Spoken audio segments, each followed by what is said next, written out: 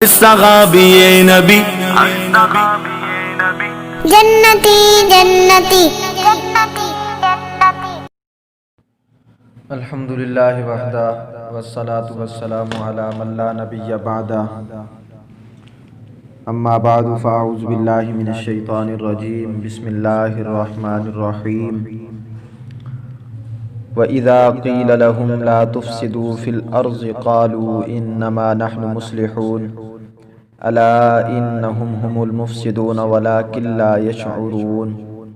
صدق اللہ العظیم۔ انتہائی واجب الاحترام، قابل صد تعظیم و تکریم دوستوں، بزرگوں اور عزیز ساتھیوں، اللہ تعالیٰ کے فضل و کرم سے ہمارے درس قرآن کا آج 17واں سبق ہے۔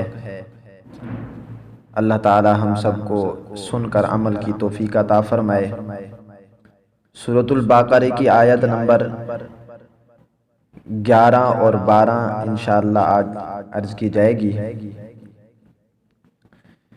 وَإِذَا قِيلَ لَهُمْ لَا تُفْسِدُوا، اور جب کہا گیا ان کو، کہا جاتا ان کو، لا تفسدوا، فساد نہ کرو، فی الارض زمین میں، تو قالوا انما نحن مصلحون، وہ کہتے ہم تو اصلاح کرنے والے ہیں۔ الا انہم، سن لو، جان لو کہ بے شک یہی لوگ ہم المفسدون، فساد کرنے والے ہیں، ولکن لا یشعرون، اور ان کو شعور بھی نہیں ہے۔ تو میرے عزیز دوستو، منافقین کا ذکر چل رہا تھا، تو اسی حوالے سے آج بھی بات ہوگی۔ اللہ تعالیٰ نے فرمایا جب منافقین کو کہا جاتا ہے کہ تم زمین میں فساد برپا نہ کرو، تو وہ کہتے ہیں ہم اصلاح کرنے والے ہیں۔ ہم دیکھیں کہ وَإِذَا قِيلَ لَهُمْ، یہ قیل یہ قول سے مشتق ہے اور اس کا معنی ہوتا ہے بات، گفتگو۔ لا تفسدو، اس میں جو لا ہے یہ لا نہیں کا ہے کہ فساد نہ کرو۔ اب فساد ہے کیا چیز؟ علماء فرماتے ہیں کہ فساد جو ہے یہ صلاح کی ضد ہے،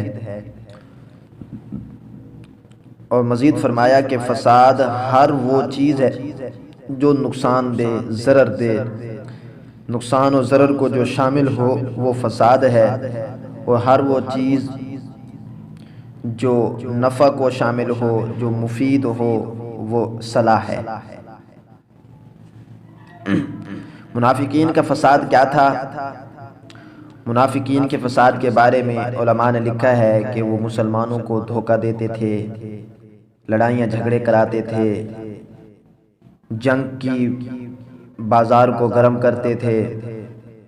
آتش جنگ کو بھڑکا دیتے تھے کہ مزید جنگ زیادہ ہو، مزید جھگڑے زیادہ ہوں، مسلمانوں کے رازوں کو کفار کے سامنے کھول کھول کر بیان کرتے تھے، نفرت پھیلاتے تھے، اور نبی اور قرآن پر ایمان لانے سے روکتے تھے۔ اس کے علاوہ اور بھی بہت سارے کام تھے۔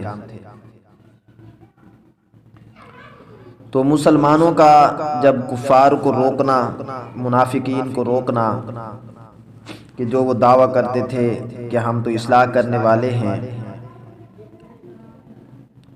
اس آیت کا مفہوم یہ بنتا ہے کہ مسلمان کفار کو کہتے تھے کہ زمین میں کفر اور اہل کفر کے ساتھ مل کر، ان کے ساتھ محبت کر کے لوگوں کو آپ علیہ الصلاۃ والسلام پر اور قرآن پر ایمان لانے میں جدائی کر کے جو فساد برپا کرتے ہو، اس کو نہ کرو۔ تو وہ کہتے تھے ہم تو اصلاح کرنے والے ہیں۔ بعض علماء نے لکھا ہے کہ آپ علیہ الصلاۃ والسلام کی بعثت سے پہلے زمین میں فساد ہوتا تھا، جھگڑے تھے، لڑائیاں تھیں، ہم بھی سنتے رہتے ہیں، علماء کرام بیان کرتے ہیں، احادیث مبارکہ میں یہ بات ملتی ہے کہ آپ علیہ الصلاۃ والسلام کی تشریف آوری سے پہلے ایک چھوٹی سی بات پر سالوں سال لڑائیاں جاری ہوتی تھیں۔ تو جب آپ علیہ الصلاۃ والسلام دنیا میں تشریف لائے، آپ کی بعثت ہوئی، تو آپ کی بعثت کی برکت سے دنیا سے فساد ختم ہو گیا، جھگڑے ختم ہوئے، امن برپا ہوا۔ تو آپ علیہ الصلاۃ والسلام کی تشریف آوری سے جب امن برپا ہو گیا تو پھر اس کے بعد منافقین دوبارہ اس امن کو خراب کرنے کی کوشش کرنے لگے، دوبارہ اس امن کو برباد کرنے لگے اور فساد، لڑائی جھگڑے شروع کرنے لگے۔ تو جب یہ بات شروع ہوئی تو پھر اللہ تعالیٰ نے فرمایا کہ وَلَا تُفْسِدُوا فِي الْأَرْضِ بَعْدَ إِصْلَاحِهَا، قرآن مجید میں دوسرے مقام پر یہ آیت موجود ہے کہ اب زمین کی اصلاح ہو چکی ہے، زمین صحیح ہو چکی ہے، زمین کے لوگ آپس میں لڑائی جھگڑے نہیں کرتے، تو تم ان کی اصلاح کے بعد دوبارہ فساد برپا نہ کرو۔ اسی بات کو اللہ تعالیٰ نے فرمایا کہ وَإِذَا قِيلَ لَهُمْ لَا تُفْسِدُوا فِي الْأَرْضِ، یعنی جب وہ زمین میں فساد برپا کرتے تھے، جب جھگڑے کرتے تھے تو ان کو روکا جاتا تو وہ کہتے انما نحن مصلحون، ہم تو اصلاح کرنے والے ہیں، ہم کون سا جھگڑا کرنے والے ہیں، مصلحون۔ اور یہ وہ اپنے گمان کے مطابق کرتے تھے، وہ سمجھتے تھے کہ ہم اصلاح کر رہے ہیں، کیونکہ ان کو ان کے جتنے بھی کرتوت تھے، جھگڑا کروانا، دھوکہ دینا، جو کچھ بھی تھا، جو بھی فساد کرنے کے لیے وہ بیان کرتے یا لوگوں کے سامنے ظاہر کرتے، وہ ساری کی ساری چیزیں ان کو عیوب نظر آتے ہی نہیں تھے، بلکہ اللہ تعالیٰ نے جو قرآن مجید میں فرمایا ختم اللہ علی قلوبہم وعلی سمعہم، اس آیت کے مطابق اگر دیکھا جائے تو یوں محسوس ہوتا ہے کہ اللہ تعالیٰ ان کے تمام کرتوت کو جتنے بھی وہ کرتے تھے سارے کے سارے مزین کر کے ان کے سامنے پیش کرتے تھے، جس کو وہ فساد سمجھتے ہی نہیں تھے۔ وہ سمجھتے تھے ہم تو اصلاح کر رہے ہیں، حالانکہ ان کو شعور نہیں ہوتا تھا، ان کو پتہ نہیں چلتا تھا کہ ہم فساد برپا کر رہے ہیں یا کیا کر رہے ہیں۔ تو بہرحال یہ منافقین تھے۔ تو منافقین کے بارے میں جو ہے اللہ تعالیٰ ہمیں محفوظ فرمائے، منافقین کی صفات سے اللہ تعالیٰ ہمیں محفوظ فرمائے۔ جب منافقین نے یہ دعویٰ کیا ہم تو اصلاح کرنے والے ہیں، تو پھر اللہ تعالیٰ نے ان کے دعوے کو بڑے زوردار انداز میں رد فرمایا۔ انہوں نے صرف کہا انما نحن مصلحون، سوائے اس کے نہیں ہم تو اصلاح کرنے والے ہیں۔ تو اللہ تعالیٰ نے رد فرمایا الا، یہ حروف تنبیہ ہے، اس کے ساتھ اللہ تعالیٰ نے رد فرمایا، پھر انہم دوسری تاکید لائے، پھر ہم یہ ضمیر لائے، یہ اتنی ساری تاکیدیں ضمیر کے ساتھ لا کر اللہ تعالیٰ نے ان کے عقیدے کو، ان کے دعوے کو رد فرمایا کہ ہم المفسدون، کہ یہی لوگ ہیں جو اصلاح کے دعوے کرتے ہیں، یہی لوگ فساد برپا کرنے والے ہیں، ولکن لا یشعرون، اور ان کو پتہ ہی نہیں چلتا۔ یہ کیوں؟ مفتی محمد شفیع رحمۃ اللہ علیہ فرماتے ہیں الا انہم ہم المفسدون ولکن لا یشعرون سے دو باتیں معلوم ہوتی ہیں۔ ایک تو یہ کہ منافقین جتنی بھی حرکات کرتے تھے، جتنی بھی فسادات یعنی باتیں کرتے تھے، وہ سب جو ہے نا فساد کا سبب بن کر ظاہر ہوتی تھیں، فساد کا سبب ہوتی تھیں، جس کی وجہ سے فساد برپا ہوتا تھا۔ اور دوسری بات یہ ہے کہ وہ فتنہ اور وہ فساد کرتے تھے، لیکن اپنے حساب سے وہ فساد کی نیت سے نہیں کرتے تھے، ان کی یہ نیت نہیں ہوتی تھی کہ ہم فساد برپا کریں گے، بلکہ وہ اصلاح کی نیت سے کرتے تھے۔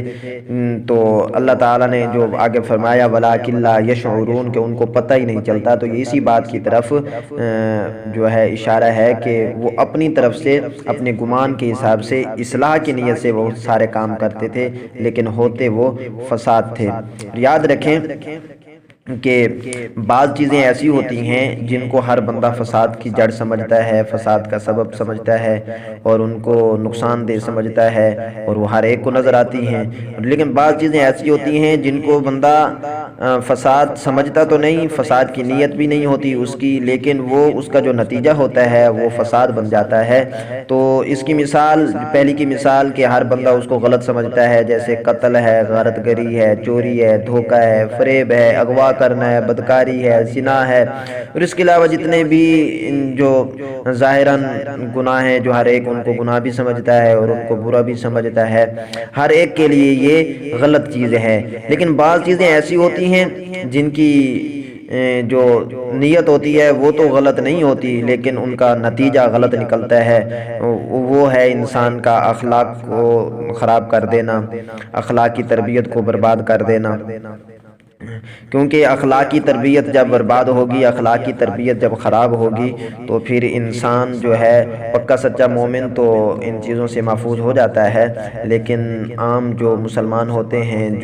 جن کا کیا کہتے ہیں ایمان کمزور ہوتا ہے، وہ ان اخلاقی خرابیوں کی وجہ سے اسلام سے ہٹ کر کفر کی طرف مائل ہونے لگ جاتے ہیں، جو بہت بڑی ہلاکت کا سبب بن جاتا ہے۔ پھر انسان نہیں رہتا، ان منافقین کی طرح وہ کیا کہتے ہیں حیوان تو کیا، حیوان سے بھی بدتر ہو جاتا ہے۔ تو اللہ تعالیٰ سے دعا ہے اللہ تعالیٰ ہمیں ان تمام بیماریوں سے، اخلاقی ہوں یا ظاہری ہوں یا جو بھی ہوں، اللہ تعالیٰ ان سب کو ہم سے دور فرمائے، ہم کو ان سے محفوظ فرمائے، اور جو کچھ کہا سنا اللہ تعالیٰ ہم سب کو اس پر عمل کرنے کی توفیق عطا فرمائے۔ وآخر دعوانا ان الحمد للہ رب العالمین۔